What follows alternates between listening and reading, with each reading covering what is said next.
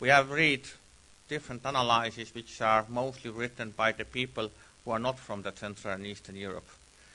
And this means that sometimes they are missing several realities, several points, what really happened there. It's important also to be told this story because it demonstrates what Europe actually is and how successful Europe can be and how successful Europe has been.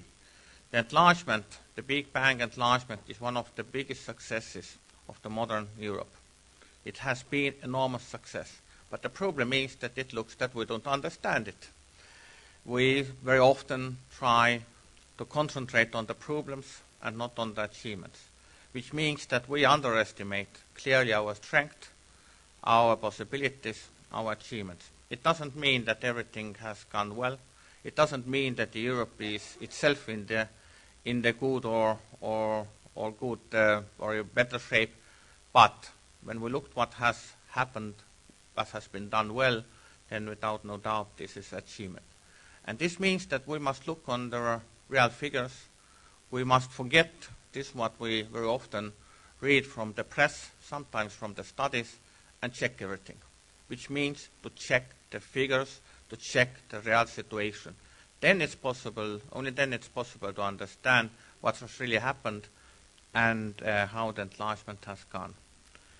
So which means to start with all this story, we must a little bit look more back. We must back to the year of after the Second World War, when the Europe was divided and the Iron Curtain was built, like Winston Churchill in his famous Fulton speech, 1946, said, from Stettin in the Baltic to Trieste in the Adriatic, an Iron Curtain has descended across the continent. For the people who lived in this part, where we are now, of this curtain, this means in the western part. All this, the Iron Curtain, even the Berlin Wall, maybe was very concrete here in all meanings in Berlin. But for a lot of Western people, it was very hard to understand what's going actually on in the other side of the curtain. And it's understandable, because there was no information. It gave to the possibility to ignore for the West nearly everything what is happening in the East after the build-up of the Iron Wall and the division of Europe. Europe, by the example, didn't turn too much attention on the fight of those people against the communism, because this fight was very large. In these pictures you see the Estonian freedom fighters, the Estonian so-called Forest Brothers, who among the many other nations, among the Poles, among the Romanians, Bulgarians, Ukrainians, Latvians, Lithuanians, who had more than 10 years partisan war against the communists. It was nearly 100% ignored. These people fought, they all died, including the people who you see in these pictures taken in Estonia in 1950s, fighting for freedom and being just forgotten and lost. The losses, thanks to the Red Terror in the Central and Eastern Europe, were very large. All the Siberia is full of crosses, the graves without crosses, in Siberia, in the Gulag, in the labor camps. My country or the other Baltic countries, for example, that had direct losses nearly 20% of our pre-war population, 1/5 of everybody.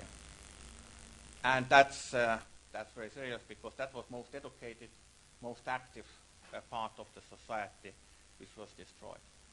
And even now, when we are talking about the crimes of communism, you can find a lot of people in the West who just don't believe that such things happened, because they didn't know, or at the end they was not always even too much interested what's really going on in the other side of the curtain. The other side, which the people were not too much interested, were what is the communism really doing? What are achievements of the communism? What happens to these countries? What happens to these people?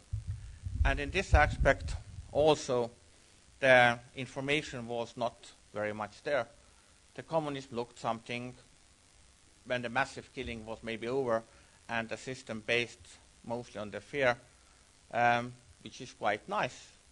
The people are getting the social security, free school system, free medical care, and so on. And there were many people who thought that that's a system which works better as in the West, including a lot of Western scientists. They declared that even in their Eastern Germany, that Eastern Germany is making large social economical progress.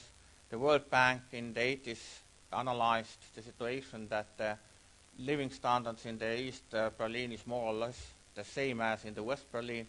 Of course, you had to ask the first taxi driver in the West Berlin to make it clear that is far, far from the truth. But that was the picture.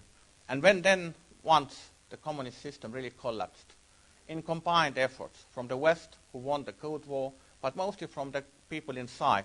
As I said, even as this partisan war was over, always this nation continued to fight. Berlin, 1953. Budapest, 1956. Prague, 1986. Solidarity and Poland, we can say lot of many times, but mostly as the highlight in the Solidarity movement. All this weakened the system. All this gave more possibility. And when the Soviet Empire was defeated in the Cold War, pressed to the corner, and the new leader, Mikhail Gorbachev, started to build some new facade for the Soviet Union, then he forgot one important thing. The democracy is like a toothpaste.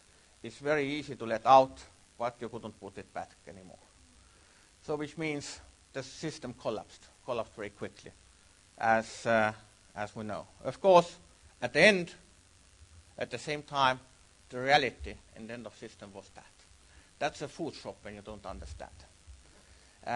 Where you can buy actually only vodka and Armenian brandy, and that's it. All the Central and Eastern Europe was collapsed.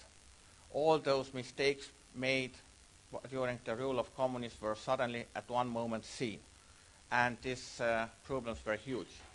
The environment was destroyed, the souls of the people were destroyed, and actually the social networks were destroyed also. This is a big legend about social achievements in Central and Eastern Europe. When you compare the countries who are very absolutely similar or very near to each other, like Estonia and Finland, then you will understand what really happened. The Finland and Estonia in all levels were the similar countries before the Estonia was occupied by the Soviet Union in 1940 and Finland resisted. We were very, very similar. Actually, in the social sphere, we were even a little bit better as Finns. And then it collapsed. With these 50 years of Soviet occupation, the Estonian GDP per capita in power purchase parity was approximately 15 to 17% of the Finnish one, 6 or 7 times lower. And what less, the life expectancy, which was higher in Estonia in 1940 as in Finland, the Finland has passed us nearly with 8 or 9 years now. All the social standards, the death of the small children, the social protection, the level of education, the healthcare, everything worked better in Finland like in this Soviet system. Everything. I'm not talking about some cultural standards and so on. You were easily compare them. There is a very good studies made by both Finnish and Estonian scholars on this topic. You can see. You can of course compare more far away countries like Spain or Poland, East Germany, West Germany. You will mostly, when you open and look on the figures, you see the same thing. So it was a full collapse of the system. And this, of course, is one thing which is underestimating, analyzing today's problems and achievements in Central and Eastern Europe, how collapsed this system actually was and what was the point where those countries and people had to start. In Estonia, we can make a concrete example. We started in 1992, which was the first year of reforms. Our inflation ran on 1,000%. Our economy was going down by 30%. Unemployment prognosis ran on the next year more as 30%. We were absolutely dependent from Russia in our foreign trade. 92% of our trade was made from Russia. We didn't export it, nearly nothing, to the world market. We had food rationed. There was no cars on the street because there was no gasoline available. There was, in the winter time, there was no possible to heat the houses. So it was absolute catastrophe. And that was, which is important, this was before the reforms. Very often it's told that the reforms had too much price, social price, economical price, and so on. When we're looking on the real figures, when the fall happened and when the reform started, you see everywhere the fall was before and then the reforms came afterwards. Those market-orientated or shock therapy, or how you call those reforms, were the answer to this collapse. And that was the only way how the countries got out of this collapse. Because the countries would try to find some gradualistic approach or some soft way. Most of them never did it. Actually, they got to the even bigger problems or even bigger difficulties. Because the outcome of the transition is very different. There are countries which have failed badly in transition of the former communist world. There are countries who have done very well. And it depends what these countries actually did. Were they enough brave to go to the reforms? And of course, to be very frank, had they in mind democracy, rule of law, and such of European principles. And now I will reach the European integration. The biggest actually help and support from the first day of reforms were the European Union for all these countries. Not always direct help, we had a lot of this as well, but most important was example. How to run the country, how to run the economy, with all the misgivings, with all the problems, remembering that those two things mostly are important, democracy and rule of law. Every country in transition who had tried to find some other way, maneuvering out of democracy, maneuvering out of the rule of law, they have failed. They have failed very badly. Because the market economy actually couldn't work without democracy, the effective market economy, and without rule of law. That has the transition in Central and Eastern Europe made very clear on all the examples. And of course, the countries who did, they are changed really beyond recognition. This is the Thailand now, which looked very different in 1992. And of course, when we started, it was very hard to start. As we said, all the countries in reforms had economical fall, there was social collapse, there was growth of disorder, criminality, organized criminality. The corruption has been always part of the communism, but when there was no central power or strong central power, it became a real disease, because when it was not controlled. And there was a lot of talk that there is no experience what to do. Partly it's true. Really nobody has tried the way from the socialist back to the market, or democracy from authoritarian rule to democracy. It was tried, but not in so dramatic way in economy. In other way, it was really like one Polish leaders worded it, it's very easy to make the fish soup from the fishes, but how you make the fishes back from the fish soup, this is really very hard to tell. And that was mostly the work what we had to start. But at the same time, there were a lot of experiences. There were a lot of experiences of the transition. And starting from this, one of the transition was the Germany after the Second World War, the country which moved from the authoritarian dictatorship to the democracy. That was the country which moved from the full economical collapse, which was especially seen after the Second World War, back to the very working market economy, to the so-called German miracle. And to be very frank, when I am by profession historian, I'm not economist, even as I got a lot of economical prizes now. I don't know why. But I just put all those transitions to the table, and the German transition was the best one. Not as I very much share the views on the German policy in the 60s, 70s, and 80s, which I think become a little bit problematic. But in the 40s, actually, what the Germany did was a real shock therapy. We just don't want to talk about this.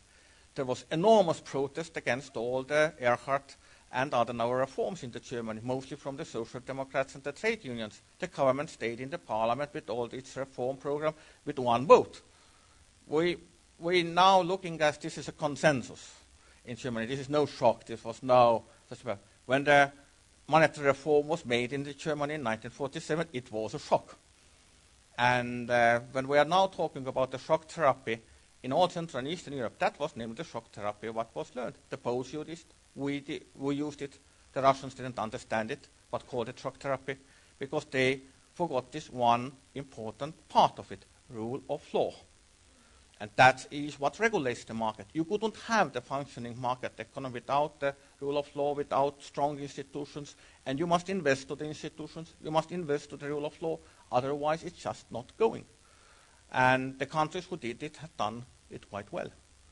As I said, the results, of course, coming partly from this first part and the secondly from this European enlargement in 2004 by the Big Bang.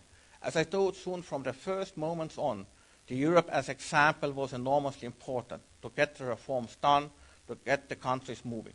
But then, of course, the second approach was the concrete enlargement. Again, dividing to the two parts. First of all were enlargement negotiations. And they were enormously useful, because even those laws which were not introduced in these countries had now to be introduced to get us acquis communautaire done. And this was actually useful for economy, to make the laws which will regulate the competition, which will protect the enterprises, which will develop all those areas of the, again, to finishing this work on the rule of law. This was part of the negotiations, and it was very, very useful because we got the concrete help, material help, advice to finish this work significantly faster as we have done without the European integration. The second part, of course, was what happened after the enlargement. And, of course, this enlargement economically turned to be a very big success. Sometimes maybe even too big success. Because the European Union has been a very generous organization. And really this help, this structural aid, the indirect results from the enlargement, which actually brought a lot of trade, opened the markets, brought more stability, everything, it was boosting the economies everywhere in Central and Eastern Europe, getting the living standards up. And we can now say that even with all this economical crisis, the Central and Eastern Europe has never in the history been so near to the average European living standards as we stand now. Never in the history. We will, standing now by approximately on the 63% altogether in the same standards when we look on the new memberships versus all Europe. The best was somewhere in the beginning of the 19th century when we were on the 59%. During the end of the communism, we were approximately in this very optimistic approach, somewhere between 30 and 40. And it means that the achievements has been really huge. And this is demonstrated also by the several graphs and data. There you see the several countries, Romania, Portugal, Greece, Estonia, Finland, how they developed starting from 1992. And of course you see, even when you looked on the colors, which part I think is nevertheless seen, as Estonia starting from very low point, one of the lowest point, has moved nearly to the 70% up, and the other countries have and then passing nearly the first non-member states as Croatia, and the other countries have moved very well also. And when we can look even more detail chapter, because it's always hard to get the data, but to really understand you must compare what's going on, what's the direction. And so we can say the first really reliable data comes from 1996. This is now the information taken from the Eurostat last figures, and it shows one of the best way how to compare the development. This is GDP per capita in PPEs, taking European Union as 100. And starting from then, the first year when we know, 1996, making the small stop in 2003, and moving then to the 2008.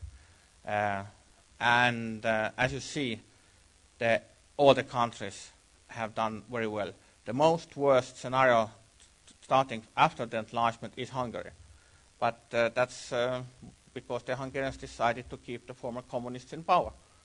To have the former communists in power, you get to the economical disorder. And Hungary is a very sad example of this. And even in the public opinion, this is demonstrated very well. In all other countries, you see very strong jump. Of course, I said so before, praising my own country, Estonia is real champion. We have got nearer to the average European standard, more than 25% from 92, which is from 1996. That's very large experience and very large jump. The Slovakia has done, especially during the last years of reforms, very, very well also. They were not doing too well during the non-democratic governments, but after the introduction of the new democratic government, the things changed very fast.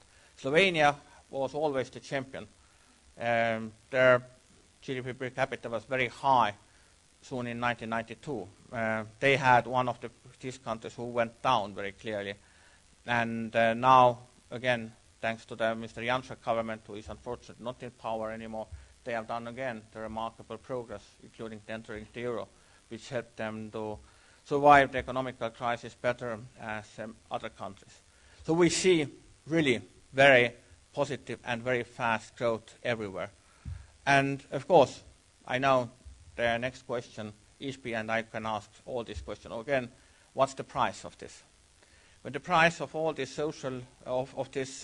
economical development are lack of social reforms, is the deteriorating social system, the growth of inequality, growth of poverty, all lack of social protection and so on, then we can very easily, but why? Why we need this economical growth when we are failing in all other fields? And then we reach to the biggest legend. Because everywhere in every journal you can read that Central and Eastern Europe is having a huge economical problems, social problems. The inequality has grown tremendously. We have seen all the lack of social support, problems in the medical care and so on. But there are people, let's look to the figures. Let's look to the real figures from the same Eurostat, which is, I think, is best and most reliable source of any of this. Let's look on the life expectancy. There has been very clear growth there in all new member states. Yes, there was fall and the end of the communism, because, as I said, the shock was really very terrible. But immediately when the reform started, first it stabilized, and then it started to climb up. Now, everywhere, the people are living longer and having more healthy life as they had at the end of the communism, everywhere. So there has been no signs of any collapse. Actually, there has been very positive development and significantly faster development as in other Europe, in so-called old Europe. Of course, we had to catch up because we were so down under the communism. The other is social inequality, measured by the famous Gini coefficient. As, of course, the people who are not looking on the economical studies, they don't know even this, that at the end of the Soviet Union, in the 89, officially measured Gini coefficient in the Soviet Union was the same as in Great Britain, which means it was significantly higher as the EU average. Not higher, but significantly higher. Because what this end means when you have the high inflation, you get the really galloping social inequality growth, because the former communists are having the access to the real money, to the dollars, D-marks, so on. The average people know. Those people who had the access to the real money in these years, they became enormously rich. Most of people not. And which means all the countries which were not enough careful had to start from very high jump of inequality. And when the reform started, the shock therapy, actually they didn't support the development of the more inequality, they started to press it down. And when you looked on the real picture, what we see, the average social inequality Gini coefficient is 4.8 in the European Union. And what are the best countries with the lowest place? The lowest has Slovenia, 3.3. Then comes actually Sweden, 3.4. And then come two very radical reforming countries, Czechs and Slovaks. They're absolutely lowest level of the inequality. The average inequality in all the Central and Eastern Europe is a little bit higher, because some countries are having the similar as in Great Britain, as Estonia, for example, but nothing such of dramatic change. And actually, it's not growing, it's decreasing all the time. Even more massive decrease is the people at risk of poverty after the social transfers. This in Estonia, by example, was 40% in 1992 somewhere. We are now under the 20, clearly under the 20. A little bit higher as European average, 16%. But again, the best countries are all the new member states, those radical shock therapy reformers. Slovakia, Czech Republic, Slovakia, and Slovenia. They are doing very, very well. All Central and Eastern Europe is doing or very well, or well, at least well in all these areas. And again, looking where we are moving, it's moving to the lower inequality, to the lower risk of poverty, and higher life expectancy. You can look all other figures, the children mortality figures, whatever. You see exact the same picture. Those reforms has brought not only economical prosperity, they have brought significantly more social security and the wealth in also in these areas.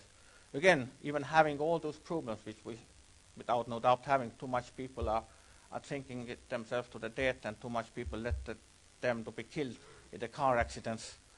But again, even compared how we started in the end of the communism, it has became significantly better. We are not there where we want to be, but we are moving very fast to this direction. And of course, a lot of people have asked how we have done it. The first lesson is very simple. To fly, you could not use old machinery. Which means it's not flying maybe down, but when you, it's not flying very far, you can see. Which means kick the old communists out. You couldn't put new wine to the new sacks, it's said in the Bible. When the people are corrupted and their main aim is to steal, they're not having any principles that they know use for democracy and so on. It doesn't mean that you must run some repressions, but when you think that you can run your government and state machinery with these old guides, these countries will fail. And there is a clear connection between the countries who have done the radical change there and the countries who have not done. The countries who have not done, they have got significantly more worse results. That's very clear connection. The second is, of course, you must aim high. Because when you're not aiming high in your start of reforms, you will be in something what I don't really want to mention in this good company. Which means you must really have the high growth. Don't do the same things what the countries have done, do it better. In all possible areas, starting from the reform process, ending with technology. When you are in the situation when you're not having even not the fixed telephone lines, don't try to build the fixed telephone lines. Move to the mobiles or to the broadband and so on. What we have done very much in Estonians and got a very good achievements. Even Finns something think that we are soon doing something very good or nearly so good as they do because they're very good in this technology, as in a lot of other places. As I said from before, to learn, Finland has been, of course, a very good example for us in a lot of areas, and even how to manage the economical crisis sometimes. That has been very useful, which means, again, during the economical crisis, you can orientate your country towards the education. That's a very good lesson for everybody, just to mention by side. For us, of course, this was also the integration with Europe and NATO, and this goal helped us move forward. And the third, don't be afraid. When this small cat becomes afraid and starts to run, he will be eaten immediately. So which means when you go to the reforms, do them. Don't think, are they popular, are they unpopular? Do you stay in power after them or you don't? You just do them, because that's the only way how you can survive. And you must be really fast and decisive, because otherwise this will just fail. And that's 3 principles, even without talking about anything, showing more pictures about this modernity, just to praise my own country before the next speaker even. This is actually the Estonian, what we love is everything which is called with IT, e-Estonia. This is the first e-government, real working e-government in the world. Of course, now it's not the only one, but when we did it nearly 10 years ago, it was a really breakthrough. And of course, now we have reached not only that we are paying our taxes online, 86% of the taxes are paid via internet. And which is most important or most interesting for the development of democracy, we are having our parliament election, our local elections, and even European elections in internet, online.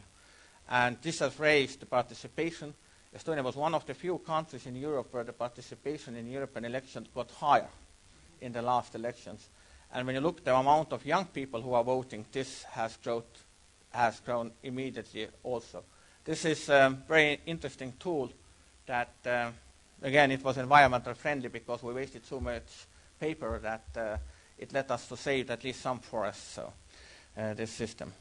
And at the end, of course, it's always known that to achieve something in your life, you must, as I said from the beginning, to put fantastic goals. And sometimes, as I became the Prime Minister in the year of 32, it was in some way useful. Of course, I was very scared then. And afterwards, I even more scared, thinking how so young man can run the country. But probably there was something in the youth which I always recommend to all you who are mostly young or very young people in this audience. Keep your own ideas. Keep your heart free. Because there will be many people who will explain you in a very reasonable way how it's not possible to do some things. Don't believe them. Keep your own understanding. Because only when you believe, you can do impossible things.